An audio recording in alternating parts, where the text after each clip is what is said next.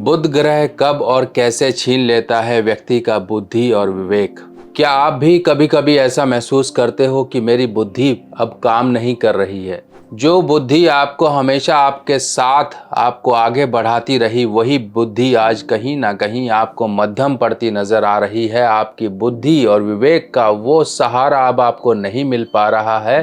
कहीं ना कहीं उन कठिन मौकों में आपकी बुद्धि, बल और विवेक साथ छोड़ जाते हैं जो साथ आपके होने चाहिए। आज हम यही बातों की चर्चा करेंगे जो कि बुध से जुड़ी हुई हैं, और ये कैसे आपके जीवन में बुध की परेशानी के कारण ऐसी जीवन में न जाने किस तरह की अतरंगी परेशानियां आती हैं, जिसके कारण आप रोज के रोज कहीं ना कहीं दो हाथ होते हो इन सब परेशानियों से।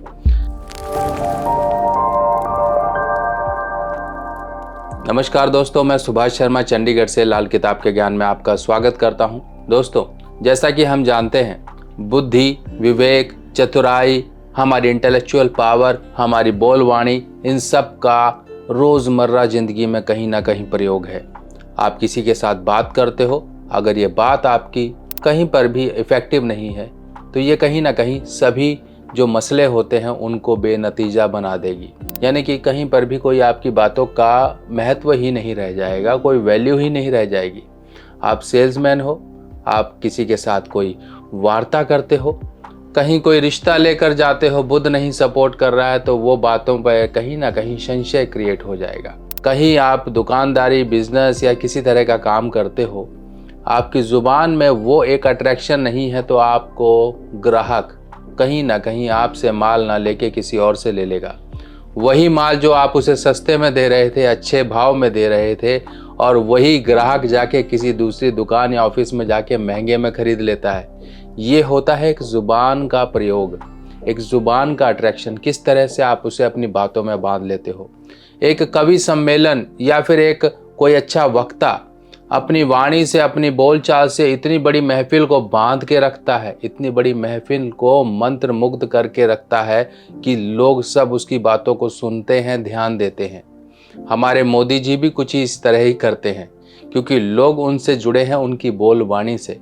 ये बोलवाणी आपको कभी भी इंसान को ज़मीन से आसमान तक उठा दे या फिर आसमान से पकड़कर सीधा ज़मीन पर लाकर धड़ाम से पटक दे। क्योंकि कई बार ये ज़ुबान आपको बड़ी मुसीबत में डाल भी देती है और बड़ी मुसीबत से निकाल भी देती है। आपने बहुत बार ऐसा महसूस किया होगा कि हाँ, आपने अगर अच्छे से सफाई दे दी, अच्छे से अपनी बातों को प्रेजेंट कर दिया, तो हो सकता है सामने वाला आपको छोड़ दे। अगर आपकी बातों में कहीं पर भी घोल मोल नज़र आया तो सामने वाला आपकी गर्दन से आपको दबोच कर चल सलाखों के पीछे, इस तरह की भी बातें होती हैं। आपने शायद वो काम किया भी ना हो, पर आपके ऊपर लगाया गया है इल्ज़ाम, और उस इल्ज़ाम को झूठ का झूठ और सच का सच साबित करने में आप कहीं ना कहीं नाकाम रहे, तो वो इल्ज़ाम भी आपके ऊपर ही आएगा कि ये आपने ही किया है, क्योंकि आप सफाई नहीं दे पाए। ये ज़ुबान किस तरह से सामने वाले को कन्विंस करती है, किस तरह से सामने वाले पर प्रभाव डालती है, सबके सब ज़ुबान है। अब बात करते हैं बुद्धि और विवेक की। ये बुद्धि और विवेक का मतलब ये है कि आपकी बुद्धि और विवेक की किस समय हमें क्या काम करना है, किस समय क्या निर्णय लेना है, जिसमें अक्सर लोग मार खाते हैं। अक्सर लोग इसी की मार का दंश झेलते हैं। जैसे कि आपका कोई बिजनेस है, आपको लगता है कि नहीं यार, ये काम मैं अब थोड़ा सा और कुछ जोड़ूं इसमें, या फिर ये पैसा मैं इसको दे दूं, या फिर सही समय पर सही फैसला लेने की काबिलियत को कहीं ना कहीं बुद्धि का साथ होना ज़रूरी है। अगर ये बुद्धि का साथ आपको सही समय पर ना मिले तो लोग इसी तरह से लूट कर चले जाएंगे और आप खाली हाथ मजीरा बजाते रह जाओगे। तो यही बुद्धि विवेक आपको सही समय पर सही फैसला लेने पर प्रेरित करती है। आपको अगर शेयर मार्केट में हो तब आपको बुद्धि की ज़रूरत है, अगर आप कहीं पर बिजनेस करते हो तो आपको बुद्धि की ज़रूरत है, क्योंकि बुद्धि ही वो आपके अंदर काबिलियत लेकर आती है कि आप सही समय पर एक अच्छा सा फैसला लो और अपने बिजनेस को ऊंचाइयों तक ले जाओ।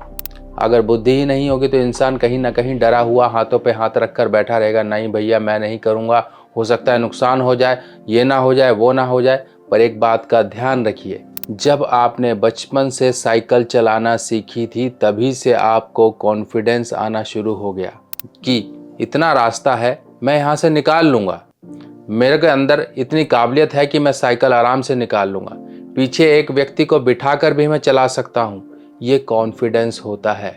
यही कॉन्फिडेंस जो आप बचपन से अचीव करते हो, और यही कॉन्फिडेंस जब आप अधेड़ उम्र में आके या जवानी में आके हार जाते हो, इससे विहीन हो जाते हो, तब तो एक्सीडेंट ही होते हैं। एक्सीडेंट अक्सर उन लोगों के होते हैं जो लोग विदाउट कॉन्फिडेंस गाड़ी चलाते हैं, जिनको पता ही नहीं है, जिनको इतना भरोसा ही नहीं है कि हाँ हम सामने से निकाल पाएंगे कि नहीं निकाल पाएंगे। आप पीछे मेरे सवारियां बैठी हैं, पीछे लोग मेरे परिवार के बैठे हैं, वो निश्चिंत होकर बैठे क्योंकि मैं गाड़ी चला रहा हूँ, मैं सबको सुरक्षित मंजिल तक पहुँचाऊँगा। तो इस बुद्धि, बल और विवेक को आपको बनाए रखना है। बुद्ध के लिए मैं स्पेशल आपको उपाय बताता रहता हूँ, पर आज के उपाय सिर्फ और सिर्फ 2 हैं, पर यही 2 उपाय अगर आपने कर लिए, क्योंकि हो सकता है कि बड़े उपाय आप ना कर पाओ, हो सकता है कि बड़े उपायों के लिए आपको कुंडली दिखानी पड़े, हो सकता है बड़े उपायों के लिए आपको कुछ ज़्यादा जतन करने पड़े, पर उन्हीं सब जतनों को, उन्हीं सब प्रयासों को, उन्हीं सब मुश्किलों को मैं कम करने के लिए आपको सिर्फ 2 उपाय बता रहा हूँ। पहला उपाय तो ये है कि आपने रात के समय मूंग भिगानी है, सुबह उठ के पक्षियों को डालनी है। पर अकेली मूंग से काम नहीं चलता है, कभी कभी आप जौ जरूर भिगा दिया करो मूंग के साथ। जौ और मूंग का मिश्रण सप्ताह में चाहे 1 बार कर दिया करो, और सप्ताह में डेली आपको सिर्फ और सिर्फ मूंग देनी है। एक दिन आप अगर जौ दे दोगे साथ में, तो इससे राहु का भी असर अच्छा हो जाएगा, क्योंकि राहु ही दिमाग में उठने वाली तरंगे हैं। अगर वो तरंगे काबू में रहे तो बुद्धि ऑटोमेटिकली सही फैसला लेने में आपकी मदद करती है। अब दूसरा उपाय है ये स्टेनलेस स्टील का छल्ला। ये देखिए स्टेनलेस स्टील का छल्ला है। ये 2 छल्ले हैं मेरे हाथ में, क्योंकि उपाय ही 2 छल्लों का होता है। और ये छल्ले को आप अच्छी तरह देख लीजिए, कहीं पर भी कोई कट या जॉइंट नहीं है इसमें, क्योंकि कट या जॉइंट होने पर ये छल्ला किसी काम का नहीं होता। होना चाहिए स्टेनलेस स्टील का छल्ला, एक रॉड में छेद किया हुआ छल्ला बनाया जाता है। इसको बाद में सिद्ध किया जाता है, क्योंकि इसकी जो भी दूषित एनर्जी है उसको निकाल कर इसमें एक पॉजिटिव एनर्जी का संचार किया जा सके। अब 2 छल्ले लेने हैं। एक छल्ला आपको सबसे पहले आपके घर के आसपास कोई नदी नहर है तो वहाँ पर आप बुधवार या शनिवार के दिन जाकर इसको फेंक दीजिए, और वहीं बैठकर दूसरा छल्ला अपनी छोटी उंगली, जो कि कनिष्ठा उंगली होती है, उसमें इस तरह से धारण कर लीजिए। स्टेनलेस स्टील है, लोहा नहीं। लोहा पहनोगे तो हो सकता है कुछ दिनों बाद वो काला पड़ना शुरू हो जाए। सिर्फ और सिर्फ स्टेनलेस स्टील ही लेनी है। जैसे आपके घर के बर्तन होते हैं वो होती है स्टेनलेस स्टील, पर उससे भी एक हाई ग्रेड में स्टील होती है। ये जो मेरे हाथ में आपको दिखाई दे रही है, ये टॉप ग्रेड की एक स्टील है, जो कि ज़िंदगी भर कभी भी काली नहीं पड़ेगी। जो चमक आज है वही चमक आपको 10 साल तक आपको नज़र आएगी। तो ये एक, इसके पीछे लॉजिक क्या है समझिए, कि जो गोलाई है ये होती है बुध।